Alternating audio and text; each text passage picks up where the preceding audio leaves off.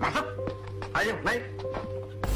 Saksi hidup yang lolos dari peristiwa G30 SPKI, Sukitman. Salah satu peristiwa kelam yang pernah terjadi dalam perjalanan bangsa Indonesia adalah peristiwa 30 September 65 yang tentunya kita harapkan tidak akan terjadi lagi di kemudian hari. Ada satu nama yang mungkin tidak bisa dilupakan dari peristiwa ini, yaitu Sukitman. Sebagai seorang anggota kepolisian yang bertugasnya di Jakarta, Sukitman juga mungkin menjadi saksi ketegangan politik yang terjadi pada tahun itu, di mana hubungan antara TNI Angkatan Darat dengan Partai Komunis Indonesia yang kian memanas. Apalagi setelah penolakan Angkatan Perang Kelima atau Angkatan Bersenjata Kelima dan masih banyak hal lainnya yang membuat situasi itu semakin tegang. Sampailah pada malam 30 September 65. Di hari itu, Sukitman sebetulnya dapat tugas untuk berpatroli di kawasan Blok M. Tiba-tiba ia mendengar ada suara tembak yang diiringi dengan rentetan letusan senjata.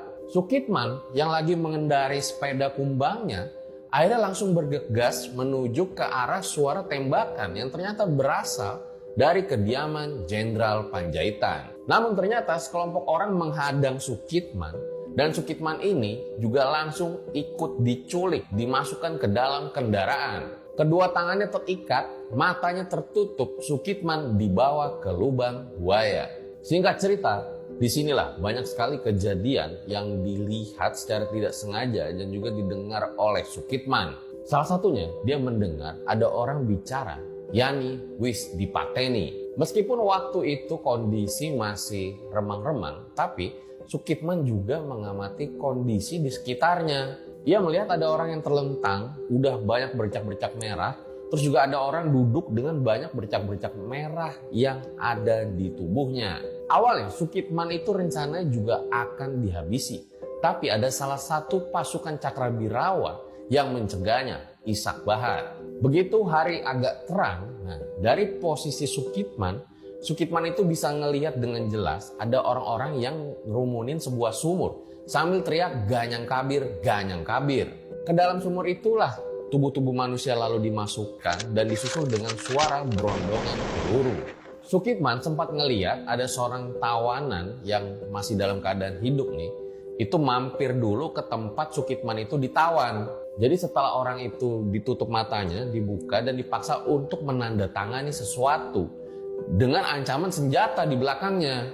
Tapi kelihatannya ia menolak dan memberontak sampai akhirnya kembali ditutup matanya, diseret dan dimasukkan ke dalam sumur. Sukitman juga sempat berpikir bahwa kayaknya sebentar lagi dirinya ini juga bisa menjadi salah satu korban yang dimasukkan ke dalam sumur tersebut. Tetapi takdir berkata lain, karena ada salah satu orang yang di sana itu berkata kepada Sukitman, "Kamu gak usah takut, kita sama-sama prajurit, beli kaos singlet saja kita sudah sama-sama tidak mampu." Sementara mereka jam dindingnya aja di rumah itu berlapiskan emas. Dan mereka akan menghabisi presiden pada tanggal 5 Oktober 65. Mendengar hal itu, Sukitman agak tenangan sedikit walaupun dirinya ya pasti masih was-was. Nah, ceritanya ini masih panjang banget sebenarnya dan udah pernah gue bahas di segmen DIMC di RJL 5. Bagaimana akhirnya Sukitman justru bisa selamat dan menjadi saksi hidup peristiwa besar G30 SPKI. Sejarah kadang memang sulit diduga. Sukitman yang kala itu sedang menjalankan tugas, siapa sangka akhirnya justru terseret dalam peristiwa besar ini. Namun ternyata kehidupan pasca pensiun tidak membuatnya tenggelam dalam popularitas. Ia justru hidup sederhana, jauh dari sorotan publik. Meski begitu, setiap kali bulan September, namanya akan terus dikenang. Tonton video lengkapnya bisa di sini.